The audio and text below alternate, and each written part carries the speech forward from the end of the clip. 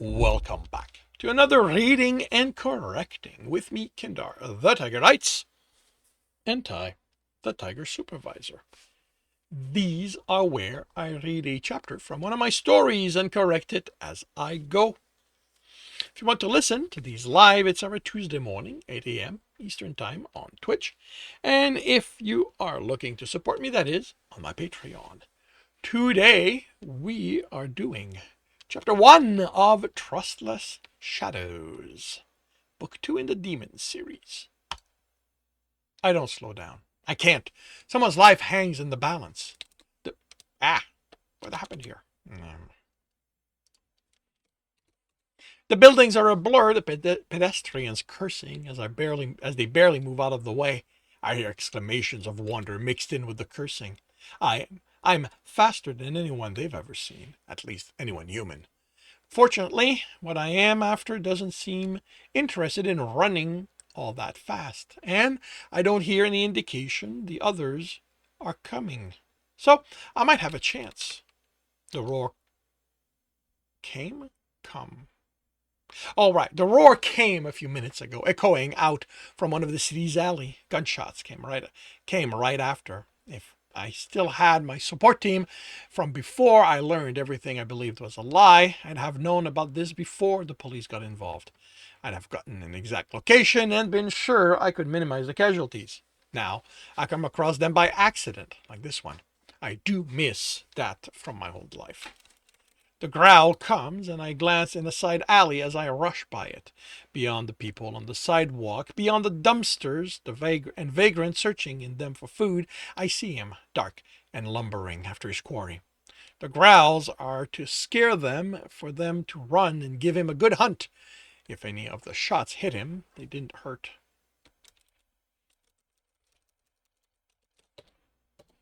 They didn't hurt, not that they would. Only the military has irradiated weapons now. It's only a glimpse as the alley vanishes behind me. But the good news is that I finally caught up to him. The bad news is that I am now close enough to hear the labored panting coming from his prey. Two of them at the edge of exhaustion. They won't last long. Not that it matters. I can see the end of the block in the distance. He won't let them make it out, not among the traffic, the other people. He isn't afraid of them. Demons aren't afraid of anything.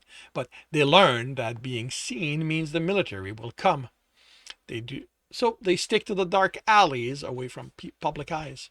I need to intercept them before the block ends. Unfortunately, there aren't any more alleys cutting in before then. I pour everything I have in running just as two men step onto the sidewalk carrying something large between them. I don't have the time to register more than its transparency as I jump high over them and my tattered trench coat, flapping behind me. As I land and run even faster, I hear the gasps behind me, and then something shatters into pieces back there. For a moment, there's no one in front of me. It's just me and the sidewalk. I know danger awaits me, but in this instant of peace and quiet, I wonder what they think of me. There was a time I didn't know I was unique. I thought every city had someone like me protecting the people from the demons. I thought I was just one in a large group. Learning that had been a lie had been among the more painful moments I'd endured. Being alone hurts. The demon's roar echoes over and around the buildings, telling me nothing of where he is. Worse yet, I can't see the people he's chasing, and their panting is as impossible to pinpoint. Did I make it in front of them? Am I going to be in time? I can't slow down as I reach the corner. Any seconds I lose means someone might die. If one of them dies, I'm not sure I'll be able to stop what will come next. I run the corner as tightly as I can, losing my footing and kicking someone's leg out from under them. I need new shoes. I'm back up, and the alley is in sight. Come on, Derick, run. I make it to the alley and step in the middle of it. The people running toward me wear the blue and yellow uniform of the police and are waving, yelling for me to get out of the way. I'm bouncing on my feet, eager for what's coming. I'm ready for it. It's been too long since I fought one. Demon! One of them yells, and I smile. There was a time I'd go into this armed. I used to have access to an arsenal of irradiated weapon. all made for me and the others like me, or so I had been told. That had been a lie. The weapons were made for the military, for them to hunt demons, the job I thought I'd been created for. That, too, had been a lie. Now I go into such fight unarmed. I tried getting weapons, but with the exception of knives, they wanted me to prove my identity before they'd let me have them. Not something I can do, since officially I don't exist. Still, I found that I don't need weapons. I don't want them. Nor, not for a one-on-one fight like this. Doing this with my bare hands is much more satisfying. I run at them. The eyes of the police officers go wide in shock, then worry. They motion for me to go back. Demon! They yell again, as if I can't see him behind them. I don't listen to them. I've stopped listening to most humans. They've betrayed me too often. The shorter officer, a man, opens his mouth to yell, but the demon roars, drowning his word. That's it. He's done playing. As far as he's concerned, it's lunchtime. I jump over them, and when I land, I don't run anymore. I plant myself in his path. It's mid-afternoon, so there are plenty of shadows for him to hide in, but he isn't bothering with that. He's too set on his prey. He's close to 9 feet tall, and like all demons, black with glowing red eyes that finally fall on me. He slows. The fact I'm not running away puzzles him. I can see that on his face. It isn't the expression that tells me he's older. It's the fact that he isn't mindless with hunger. He was smart enough to begin the hunt before he got hungry, not as a consequence of it. He can focus on me while the officers continue running, slowing down. I'm not great at estimating demons' age, but I estimate this one at 4, maybe 5 years old. I cap it there because I don't see the cunning in those eyes the older ones have, but he's smart enough to know a hunt goes better if he can keep his wits about him. He comes to a stop a dozen feet away with a growl. It's a warning. I can feel it in the way my body reacts to it. He doesn't know why I don't run off, why I'm not afraid, but I'm not his prey. He wants me to get out of his way. Maybe he's older than I thought. You know what? That's going to be a different paragraph. I can tell he's calm and rested. By the way, his skin is still is tight, not still. So, yeah, I don't need that. It's tight against his body. It's not fraying yet, like my coat is. There's a chance I can reason with him, I think, as he opens a hand and his claws extend to a foot in length. Maybe not. Still, I need to put the effort into it, don't I? I'm giving you one warning. Submit to me, or this is going to hurt. Is he even old enough to understand human language? He cant his head to the side, and for a moment I think we won't be fighting. He roars again, and I feel the defiance in it. If he understood me, he has no intention of submitting. I smile. Good. We do this the hard way, then. I run at him, my right fist hardening until I can break concrete with it. I jump. The surprise at having a human of prey run at him instead of away registers, and I punch him in the face. I land, roll, and turn away as I get back to my feet. He shakes his head. When he turns around, he still has that puzzled expression. He touches where I struck him almost gingerly. This is probably the first time someone who isn't a demon caused him to feel the blow. Someone who, as far as he's concerned, is human shouldn't be able to do that. If he's encountered the military before, he can tell I'm not one of them, so I shouldn't have anything that can hurt him. After all, even the bullets the police officer shot at him didn't hurt. So how could a punch? He narrows his eyes and he swings at me. It's a slow motion, one I avoid without problem. He's treating me as he would any other humans. So this is still part of the game for him, still part of his hunt. Demons do love their hunts. I smile. It's okay. I love them too. I dart in, punch his knee, and then dart out. He roars as his leg buckles under him. He lashes out so fast I barely throw myself to the ground in time to avoid it. I roll to my back in time to see a fist come down at me, twice as large as before. I roll out of the way, and the pavement explodes. I'm not the only one who can make his fist harder. We have that in common. I stand and notice that the bottom of my trench coat is a lot shorter. I didn't move quite fast enough to save all of it. Well, it's old anyway. He raises a fist and peers under it. He raises his fist and peers under it. It hasn't sunk in that I'm this fast. He lets out a surprised whine when he doesn't find my splattered form there, only bits of my coat hanging from his fingers. He looks around and growls when he sees me. There's no meaning in the sound. He's just angry. He launches himself at me, and I get out of the way. He lands and swings wildly. He doesn't know how to fight. He's never had to fight before. He isn't the only demon in the city, but he must have managed to keep it to himself. This is good. His only advantage now are incredible speed, incalculable strength, and a toughness that can shrug off firearm and basically anything which isn't irradiated that's thrown at him. What do I have? An above human level agility, strength, and speed. Nothing on his level, but I can also toughen my fist, arm, and part of my chest if I really need to. The only thing I do have over him is fighting experience. Not only 3 years of experience fighting demons, but whatever this body knew before I was made. I can see his attacks coming. He roars at having missed again. He stares at me. Nope, glares at me. His skin loosens and starts flapping about. I ready myself for his next attack, but instead he steps sideways into a large shadow, almost vanishing from sight. Yes, definitely older. There's too much light for him to disappear completely into the darkness, but with his skin moving, I can't tell where he ends and the shadow begins. Well, I was right. This is going to hurt.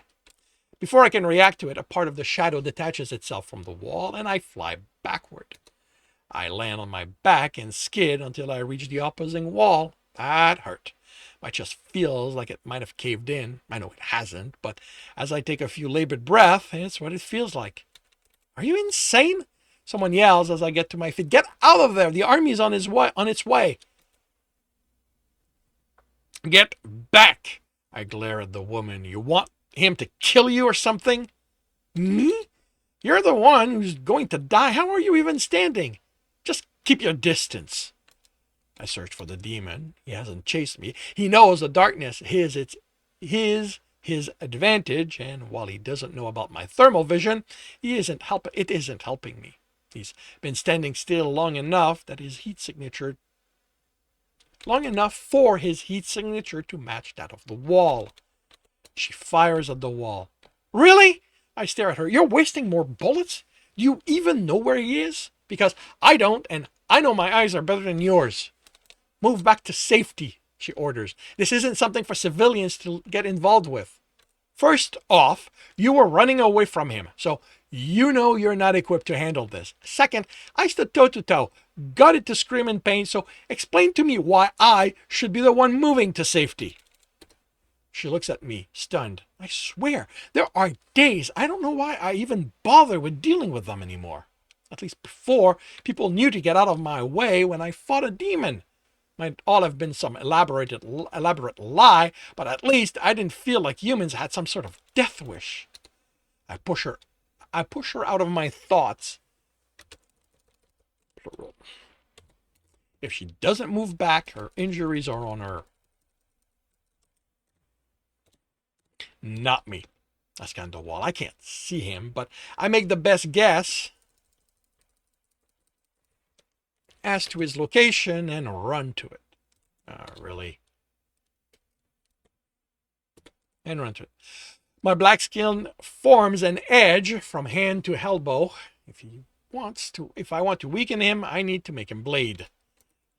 Colors shift. As a patch from the darkness moves, I dodge claws and slash at the arm. I feel the blade bite into the skin, and the demon screams. Then the back of his hand slams me against the wall. It cracks. The brick dust rains down around me. I groan. Oh, yeah, this hurts. A foot comes down at me. I can't get out of the way, so I raise my arm to take the blow. Just before the impact, I feel my skin harden all the way to my elbow. I bat the stream as the force smashes me deeper into the wall. At least, I'm still in one piece. For now. He takes his foot and looks at me. Surprise crosses his face when I look. Wait a minute. Look up. But you would enter myself out of the way. Ah, Okay,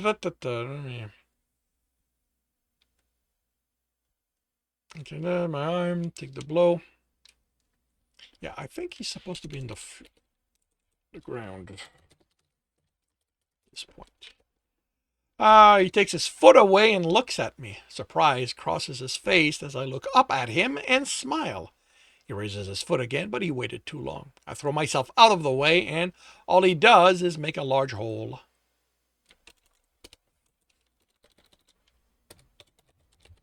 In the pavement. I test my arm and as I back away, my skin is flexible again. They throb, but I can move them. He pulls his foot out and looks in the hole. Not where I am. He turns, growls his annoyance, and takes a step in my direction, then stumble, pain clear on his face. I'm guessing that my arm still had the blades when it took the impact. I can't rejoice in this minor victory. The officer said the army was on its way. They'll have a radiated weapon, and if not, they might have things that are powerful enough to kill a demon. I don't know the extent of their arsenal, but they've been killing demons for a very long time, so they must have the right tools. No more hit and run. This needs to get personal. I run at him, weave around his swing, and jump at his chest. He catches me in a bear hug and presses me against him. Pain erupts against my back, and I feel part of it harden. More importantly, his face is right before me, long muzzle filled with really sharp teeth. I headbutt him in the snout and his very sensitive nose. He staggers back. He doesn't drop me. In fact, he tightens his hold on me. I grit my teeth to avoid screaming. I'm much tougher than a human, but I can still break. I punch him again and again. Each time he takes a step back, and I keep hitting the nose, keep hitting his nose. I can't break before he does. He's backed against the wall, and I'm in so much pain I can't see anything. I keep hitting him. I can feel my spine bend further than it's intended to. I can hear my screams now, a mix of anger, fear, and pain. Why isn't he falling? I might not be a hunter anymore, but I refuse to die at the hand of this demon, especially not when I'm trying to save him. His grip loosens and I fall to the ground. I can't move as something heavy falls on me. I lie there, listening to his breathing, to the sound of his blood pumping. Took you long enough, I think, once the pain recedes. I want to stay there, rest longer, forever would be nice, but the army is coming. I will not let them get him. I pull myself out from under him and stand. I stretch, feeling the extent of my injuries. Nothing's broken. That's good. Everything hurts, but pain I can survive. I look down at him. He shrunk when he lost consciousness. He'd made himself bigger for the hunt, to scare them, to intimidate me. He's closer to 7 feet now and lean. All that bulk had been for show, not that he hadn't been strong. I hear whispers behind me, and I'm annoyed at them. They're gawking like this was a show I put on for them. I try to ignore them, but the woman officer says, "I can't believe you stopped it. You saved us." I spin and face her. She's only a few feet away, as if this was safe, as if there was no chance the demon would wake up and kill her with one swipe. Behind her, I can see the crowd, at least 20 of them, with more trying to push their way through to see. They have phones in their hands, taking pictures. "I didn't do this for you," I growl at her. She steps back at the anger in my voice. "You think I give a damn about this anymore? Look at you. You're just begging for him to wake up and eat you. Look at them, standing there like this was put on for their entertainment. Why don't you tell me what you did to get him to chase you? He wasn't hungry. Hey now, our partner approaches. We're grateful you stopped it, but that doesn't give you the right to be so accusatory. Yeah? I just saved your life from a demon that didn't show any sign of being hungry. I thought he was just planning ahead, but now I'm thinking maybe you two pissed him off. They exchange a look. That's what I thought. So you aren't happy with me saving your life? Just leave and leave him here for you to. I'll just leave and leave him here for you to deal with. You should wake up shortly. The man looks ready to argue, but his partner pulls him away. Who are you? She asks. No one important. I turn and look down at him. His face is misshapen, but that means little to them. Once he's awake, he'll reform it however he wants. Not important? There's disbelief in her voice. Are you joking? You took down a demon with your bare hands. Do you work for the army? The snort comes unintentionally, like I'd ever work for those people. I grab the demon's arm and pull him over my shoulder. He's heavy, a lot heavier than he looks. My back isn't happy about it. What do you think you're doing? The man asks. I'm leaving. I shift his weight and wince, but after that, it's more comfortable.